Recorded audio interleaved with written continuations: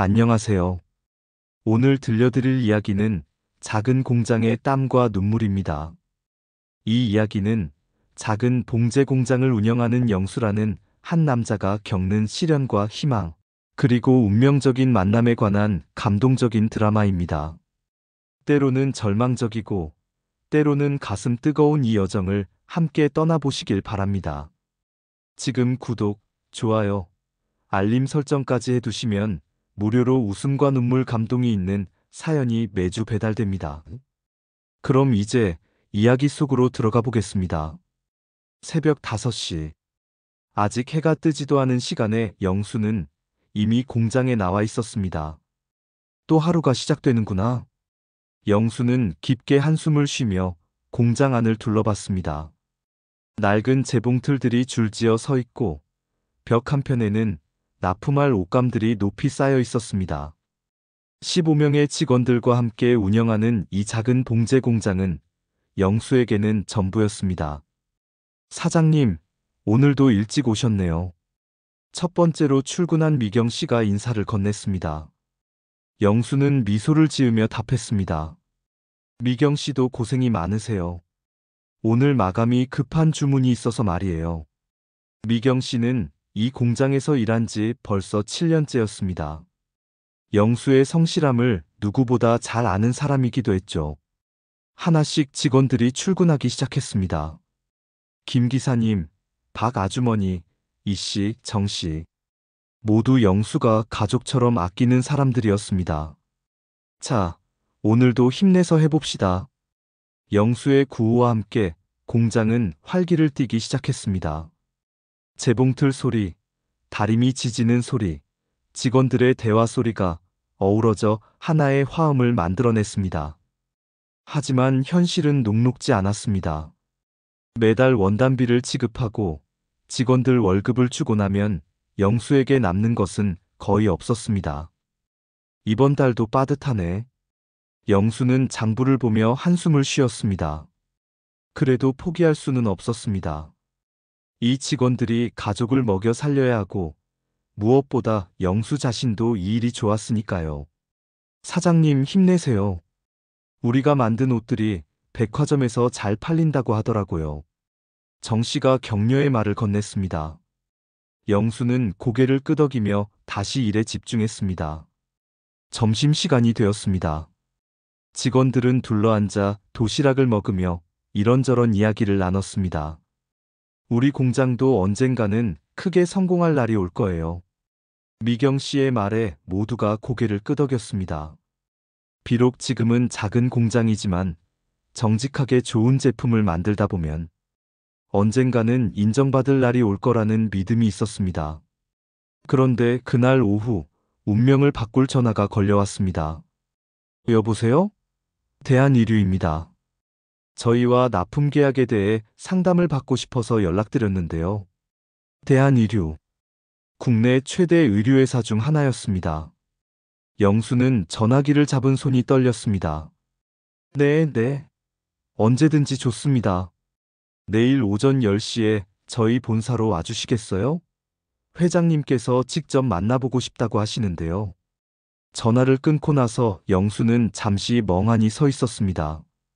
그리고는 공장 안을 둘러보며 큰 소리로 외쳤습니다. 여러분, 대박 날 것 같습니다. 직원들이 우르르 몰려들었습니다. 무슨 일이세요, 사장님? 대한의류에서 우리와 계약하고 싶다고 연락이 왔어요. 순간 공장 안이 떠들썩해졌습니다. 그동안의 고생이 마침내 보상받을 순간이 온 것 같았습니다. 드디어 우리도 인정받는구나. 이제 월급 걱정 안 해도 되겠네요. 직원들의 환호성이 공장 안을 가득 메웠습니다. 영수도 덩달아 기뻤습니다. 하지만 그는 아직 몰랐습니다. 이것이 고난의 시작일 뿐이라는 것을. 다음 날 아침, 영수는 평생 입어본 것 중 가장 좋은 정장을 입고 대한의류 본사로 향했습니다. 높은 빌딩, 화려한 로비, 그리고 바쁘게 오가는 사람들을 보며 가슴이 두근거렸습니다. 32층으로 올라가세요. 엘리베이터에서 내린 영수는 깔끔하게 정돈된 사무실을 보며 감탄했습니다. 언젠가는 자신의 공장도 이렇게 될 수 있을까 하는 꿈을 꾸며 발걸음을 옮겼습니다. 영수 사장님이시죠? 저는 구매팀 강 팀장입니다. 강 팀장이라고 소개한 남자는 30대 중반으로 보였지만 첫인상부터 뭔가 불편한 느낌을 주었습니다. 악수를 청하는 영수의 손을 대충 흔들어주고는 바로 사무실로 안내했습니다. 앉으세요. 커피는? 뭐, 필요 없죠? 영수는 어색하게 웃으며 자리에 앉았습니다. 저희가 영수 사장님 공장에 관심을 가지게 된 건 품질 대비 가격이 괜찮다는 평가 때문입니다. 물론, 우리 기준에 맞춰야겠지만요. 강 팀장의 말투에는 어딘지 모를 오만함이 배어 있었습니다. 네, 최선을 다하겠습니다. 좋습니다. 그럼 첫 주문은 원피스 5,000벌로 하죠. 단가는? 그러니까 인건비까지 포함해서 벌당 12,000원. 영수는 깜짝 놀랐습니다. 원가만 해도 거의 맞춰지는 금액이었습니다. 그게 조금 빠듯할 것 같은데요. 아, 그래요? 그럼 다른 업체와 거래하죠. 여기 말고도 제안 넣은 곳이 한두 곳이 아니거든요. 강 팀장이 냉정하게 말했습니다. 영수는 고민했습니다. 이 기회를 놓치면 또 언제 이런 대기업과 거래할 수 있을까? 알겠습니다. 해보겠습니다. 계약서에 서명하고 공장으로 돌아온 영수는 직원들에게 상황을 설명했습니다. 단가가 좀 빠듯하긴 하지만 일단 대기업과 거래를 시작하는 게 중요해요. 나중에 다른 주문도 들어올 테니까요. 직원들도 희망을 품고 열심히 작업에 들어갔습니다. 드디어 첫 납품일. 영수와 직원들은 밤을 새워 완성한 원피스 5,000벌을 정성스럽게 포장해서 본사로 가져갔습니다. 자, 검수해 보겠습니다. 강 팀장은 몇 벌을 꺼내보더니 인상을 찌푸렸습니다. 이게 뭐예요? 색상이 완전히 다르잖아요. 네. 하지만 주문서대로 만들었는데요. 영수가 당황하며 주문서를 다시 확인했습니다. 분명히 네이비 블루라고 적혀 있었습니다. 아니에요. 우리가 원한 건 이런 색이 아니라고요. 전부 반품입니다. 하지만은 무슨 하지만이에요? 품질 관리도 제대로 못하는 공장이랑 무슨 거래를 해요? 강 팀장의 목소리가 높아졌습니다. 주변 직원들이 힐끔힐끔 쳐다보기 시작했습니다. 죄송합니다. 다시 만들어서 가져오겠습니다. 영수는 고개를 숙이며 사과했습니다. 하지만 마음 한편으로는 억울했습니다. 분명히 주문서대로 만들었는데 말이죠. 공장으로 돌아온 영수는 직원들에게 상황을 설명해야 했습니다. 미안해요, 여러분. 색상 문제로 다시 만들어야 해요. 에이, 우리가 잘못 만든 게 아니잖아요. 주문서를 보라고 하세요. 김 기사님이 억울해했지만 영수는 고개를 저었습니다. 지금은 참아야 해요. 대기업과의 첫 거래니까요. 그렇게 일주일을 더 밤샘 작업해서 새로운 색상으로 다시 만들었습니다. 그런데 이번에는 또 다른 트집이 기다리고 있었습니다. 이번엔 사이즈가 문제네요. 5호 사이즈가 너무 작아요. 영수는 정말 답답했습니다. 하지만 참을 수밖에 없었습니다. 그리고 납품대금 지급일이 되었습니다. 아, 납품대금요? 본사 회계 절차가 복잡해서요. 다음 달에 지급해 드릴게요. 다음 달이요? 계약서에는 납품 후 일주일 내라고 되어 있는데요. 그게 말이 안 되죠. 대기업이 일주일 만에 돈을 주나요? 기다리세요. 강 팀장은 마치 당연한 일인 것처럼 말했습니다. 영수는 그날 밤 사무실에 혼자 앉아 있었습니다. 직원들 월급날이 코앞인데 돈이 없었습니다.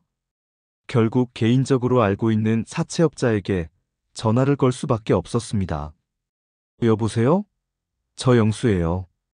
급하게 돈이 좀 필요해서요. 그날 밤 영수는 잠을 이룰 수 없었습니다. 이게 정말 맞는 길일까 하는 의문이 들었지만 직원들을 생각하면 포기할 수도 없었습니다. 한 달 후 드디어 두 번째 주문이 들어왔습니다. 이번에는 남성 셔츠 3,000벌이었습니다. 영수와 직원들은 첫 번째 실수를 되풀이하지 않기 위해 더욱 꼼꼼하게 작업했습니다.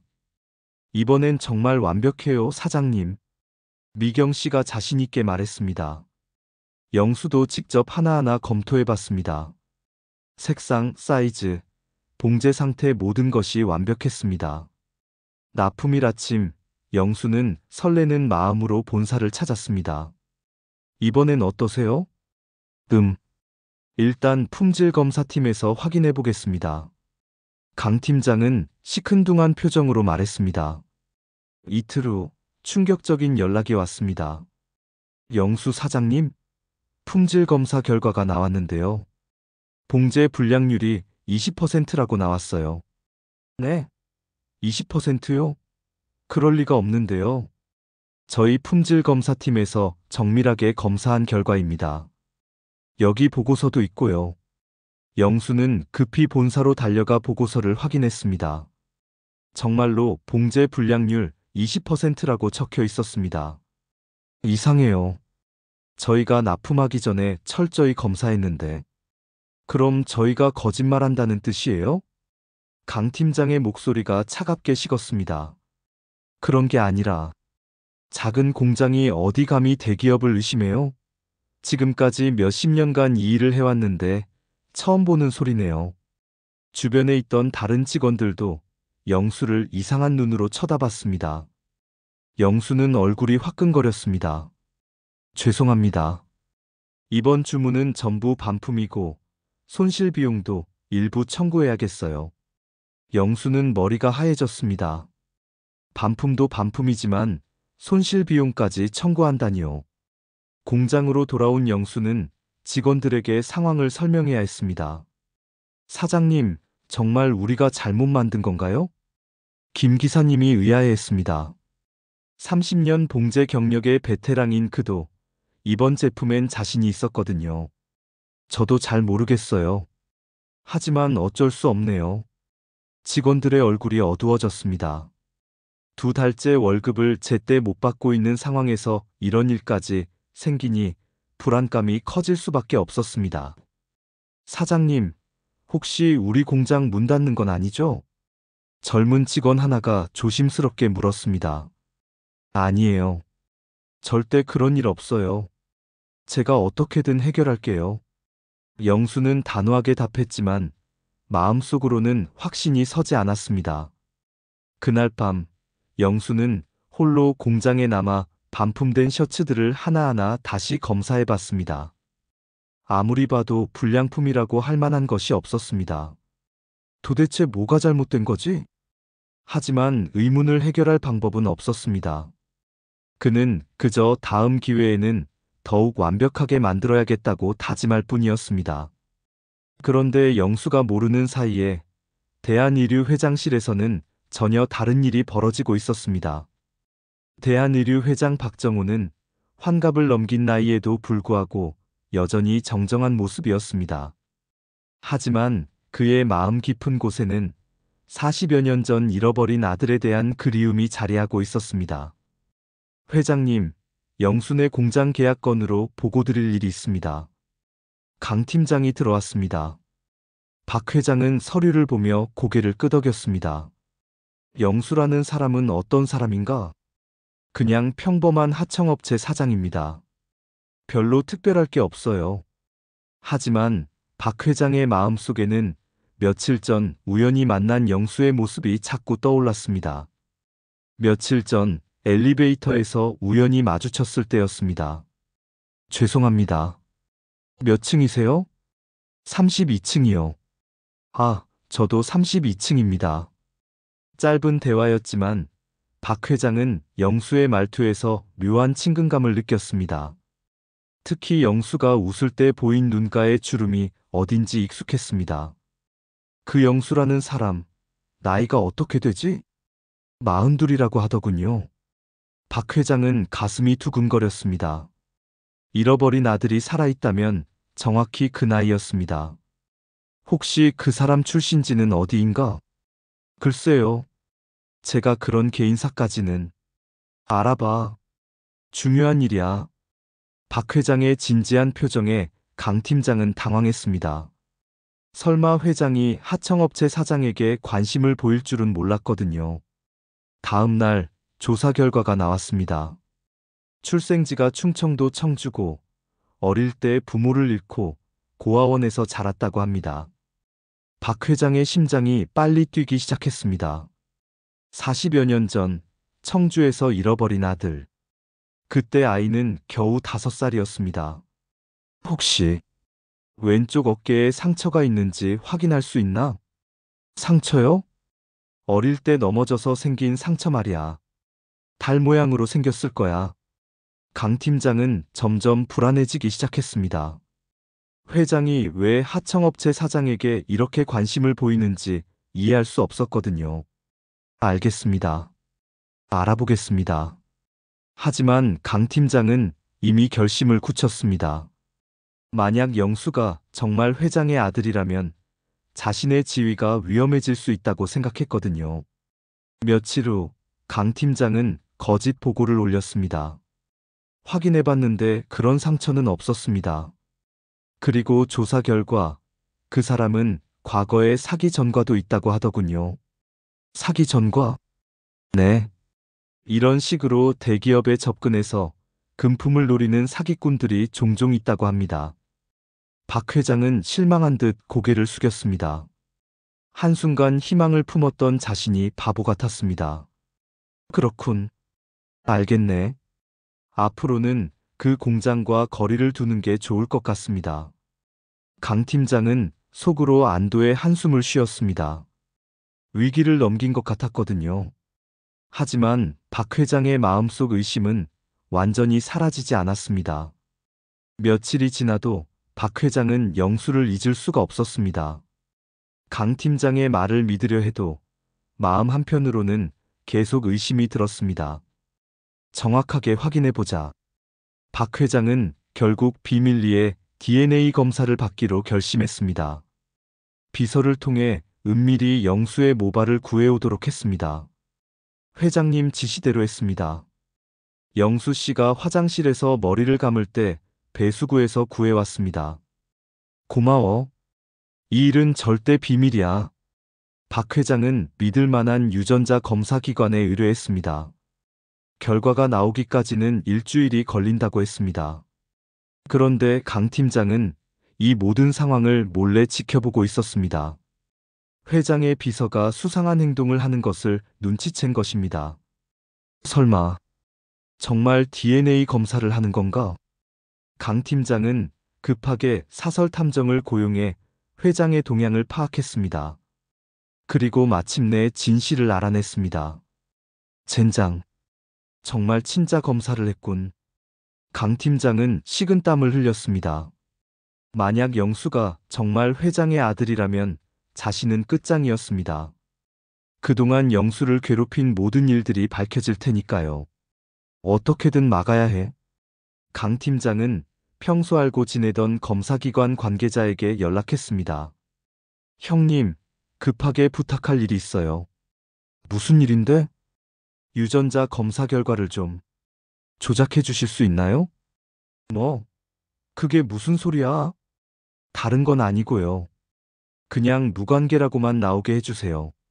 사례는 충분히 드릴게요. 결국 거액의 돈이 오가고 검사 결과가 조작되었습니다. 일주일 후 박 회장에게 결과지가 전달되었습니다. 친자 관계 없음. 박 회장은 결과지를 보며 깊은 한숨을 쉬었습니다. 역시 자신의 착각이었나 보다 생각했습니다.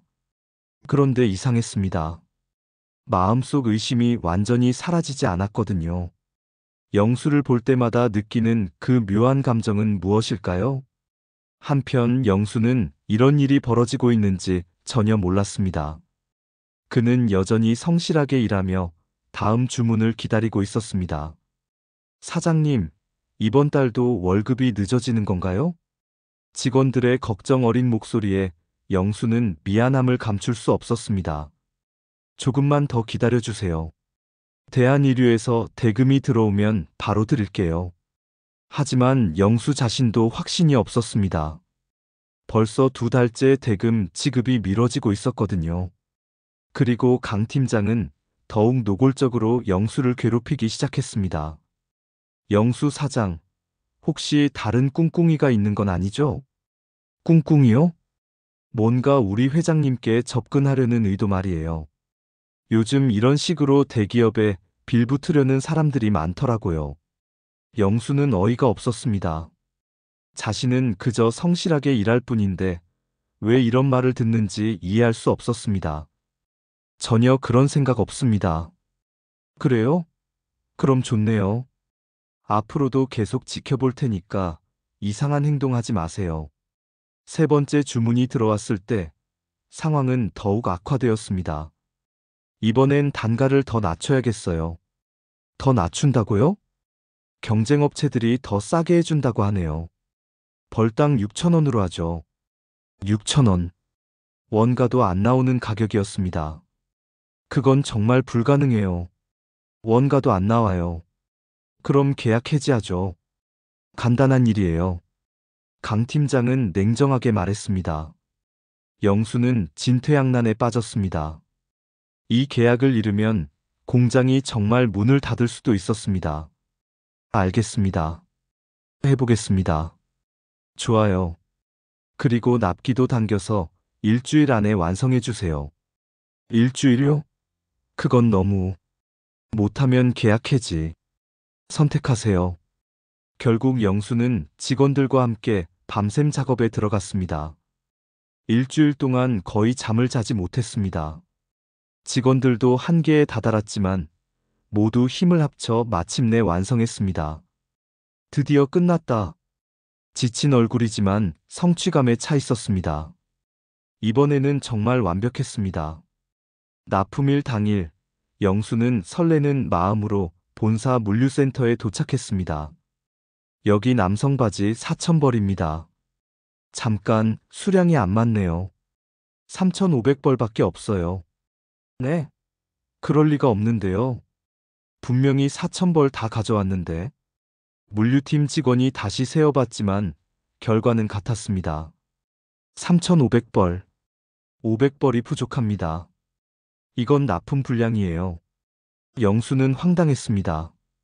분명히 4,000벌을 다 준비해서 가져왔는데 어떻게 이런 일이 생길 수 있을까요?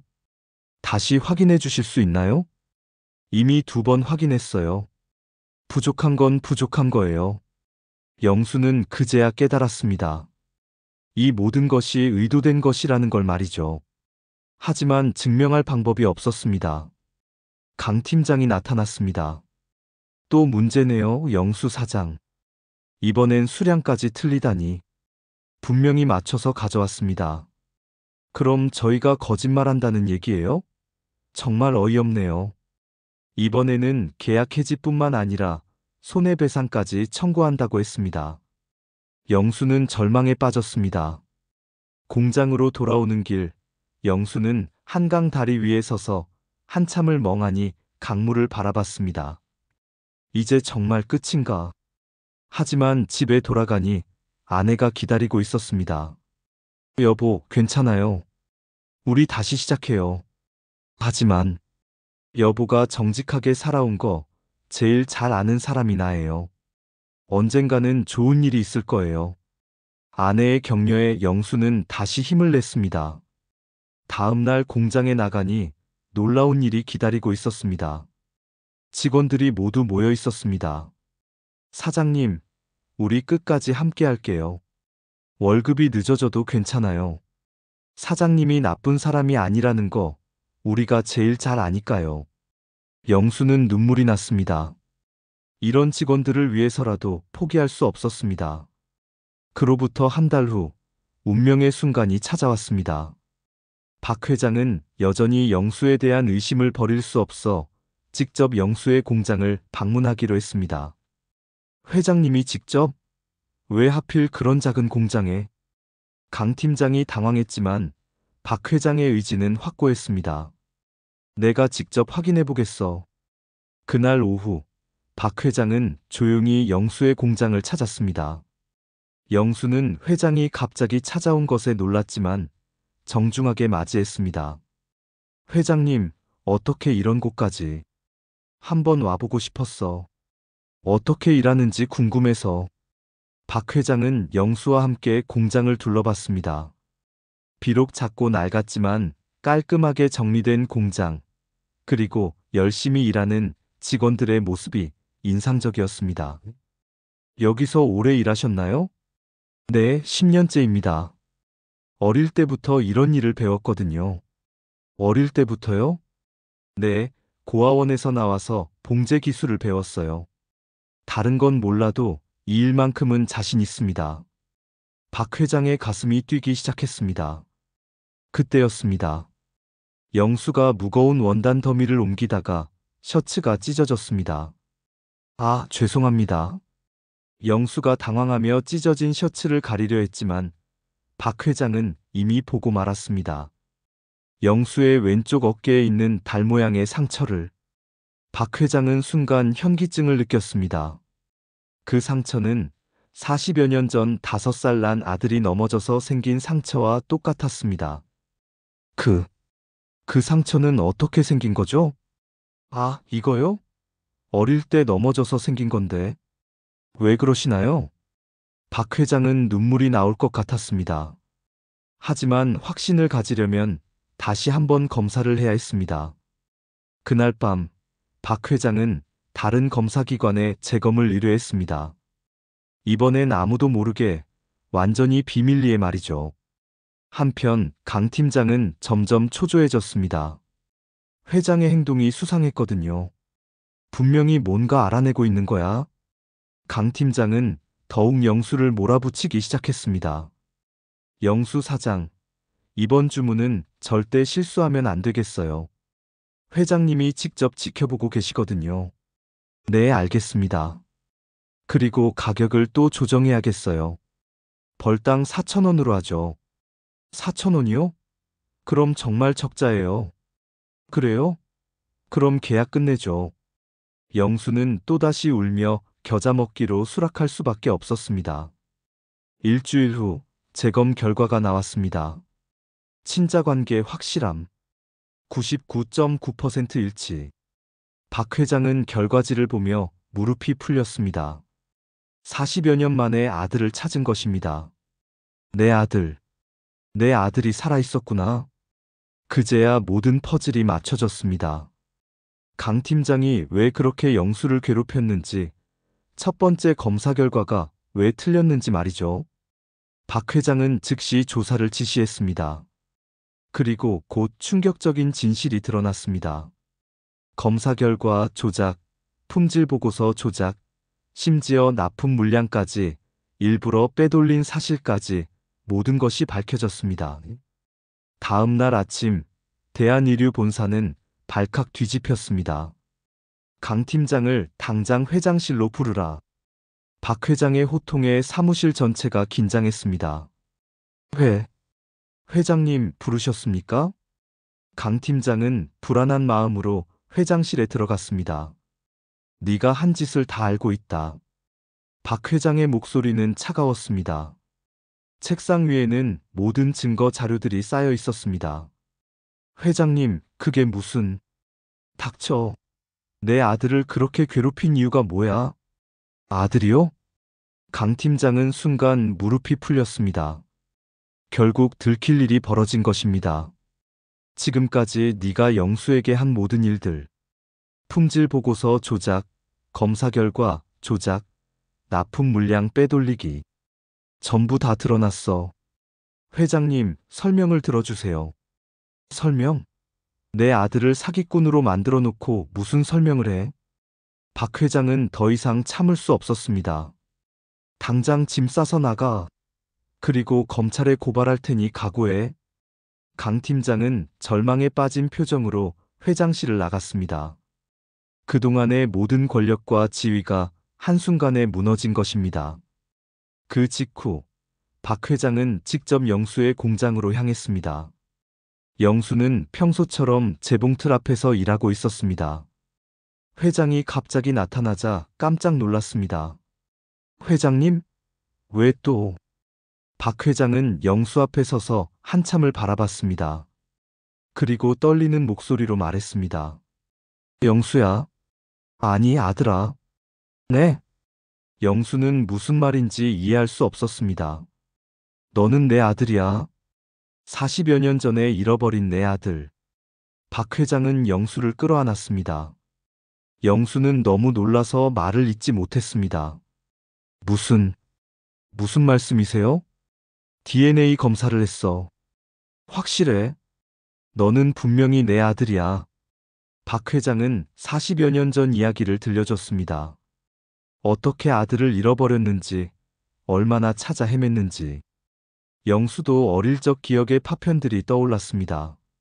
아빠라고 부르던 사람의 따뜻한 손, 함께 놀던 놀이터, 그리고 어느 날 갑자기 사라진 모든 것들.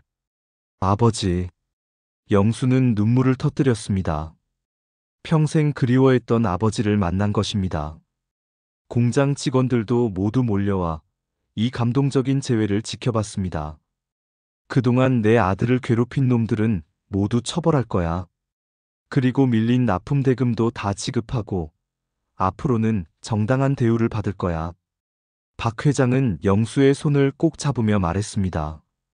며칠 후 강 팀장과 그 일당들은 모두 회사에서 쫓겨났습니다. 언론에서도 이 이야기를 크게 다뤘고 대기업의 갑질 문제가 사회적 이슈가 되었습니다.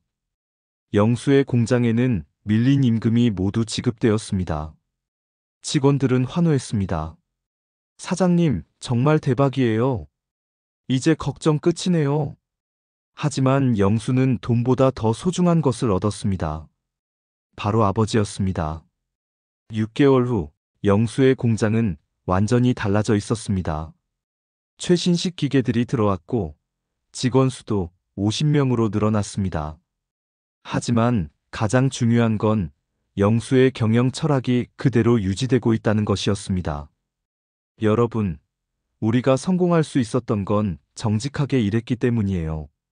앞으로도 그 마음 잃지 말아요. 영수는 직원들 앞에서 말했습니다. 모두가 고개를 끄덕이며 박수를 쳤습니다. 어느 날, 박 회장이 영수를 회장실로 불렀습니다. 영수야, 이제 네가 이 회사를 이끌어갔으면 해. 저요? 그래. 난 이제 늙었어. 그리고 네가 지금까지 보여준 것들을 보니 확신이 서더라고. 네가 이 회사를 올바른 방향으로 이끌 수 있을 거야. 박 회장은 경영권 이양 서류를 건넸습니다. 아버지. 영수는 감격해서 말을 잇지 못했습니다. 고마워, 아들아. 네가 지금까지 겪은 고생들이 헛되지 않았구나. 부자는 서로를 끌어안았습니다. 40여 년의 이별과 고통이 마침내 치유되는 순간이었습니다. 그날 저녁 영수는 공장 직원들과 함께 작은 회식을 가졌습니다. 사장님, 정말 꿈 같아요. 저희도 덕분에 대기업 직원이 되는 건가요? 직원들의 얼굴에는 희망이 가득했습니다. 여러분, 제가 성공할 수 있었던 건 여러분 덕분이에요. 힘들 때 끝까지 함께 해줘서 고마워요.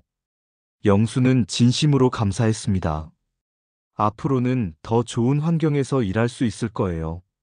그리고 정당한 대우도 받고요. 사장님도 고생 많이 하셨어요. 미경 씨가 눈물을 글썽이며 말했습니다. 이제 시작이에요. 우리가 정직하게 일해온 것들이 인정받는 시대가 온 거예요. 한편 강 팀장은 이미 업계에서 완전히 매장당한 상태였습니다. 갑질과 비리 사실이 알려지면서 어떤 회사에서도 받아주지 않았습니다. 이럴 줄 알았으면. 하지만 이미 늦었습니다. 그는 자신의 욕심과 교만이 불러온 결과를 받아들여야 했습니다. 다시 영수의 이야기로 돌아가서 그는 새로운 경영진으로서 회사를 혁신하기 시작했습니다. 앞으로 우리 회사는 하청업체와 공정한 거래를 할 것입니다. 그리고 품질을 최우선으로 하겠습니다. 영수의 첫 번째 경영 방침에 직원들은 큰 박수를 보냈습니다. 1년 후 대한의류는 업계에서 가장 신뢰받는 회사로 거듭났습니다. 공정한 거래, 투명한 경영, 그리고 품질 우선주의로 많은 협력업체들이 함께 일하고 싶어하는 회사가 된 것입니다. 영수는 여전히 작은 공장에서 시작한 초심을 잊지 않았습니다. 매주 한 번씩은 공장을 찾아가 직원들과 함께 일했습니다. 사장님, 이제 대기업 회장님이신데 왜 아직도 여기서 일하세요? 여기가 내 시작점이거든. 그리고 여러분이 내 가족이고. 어느 날 저녁 영수는 아버지와 함께 공장 옥상에 올라가 도시의 야경을 바라봤습니다. 아들아, 후회하지 않니? 무엇을요? 힘들었던 시간들 말이야. 영수는 잠시 생각하더니 고개를 저었습니다. 아니요. 그 시간들이 있었기에 지금의 제가 있는 거예요. 그리고 진짜 소중한 것이 무엇인지 알게 되었고요. 박 회장은 아들의 어깨에 손을 올렸습니다. 자랑스럽다, 아들아. 고맙습니다, 아버지. 그렇게 작은 공장에서 시작된 영수의 이야기는 새로운 시작을 맞이했습니다. 정직과 성실함이 결국 승리한다는 것을, 그리고 진정한 가족의 의미가 무엇인지를 보여주는 감동적인 이야기였습니다. 작은 공장의 땀과 눈물 이야기가 여기서 마무리됩니다. 이 이야기는 우리에게 많은 것을 생각하게 합니다. 때로는 불공정한 대우를 받더라도 정직함을 잃지 않는 것, 힘들 때 함께 해주는 사람들의 소중함, 그리고 포기하지 않는 마음의 힘에 대해서 말이죠. 영수처럼 어려운 상황에서도 자신의 신념을 잃지 않고 꿋꿋이 살아가는 모든 분들에게 이 이야기를 바칩니다. 진정한 성공은 돈이나 지위가 아니라 정직하게 살아가며 소중한 사람들과 함께하는 것에 있다는 메시지를 전하며 오늘의 이야기를 마치겠습니다. 들어주셔서 감사합니다.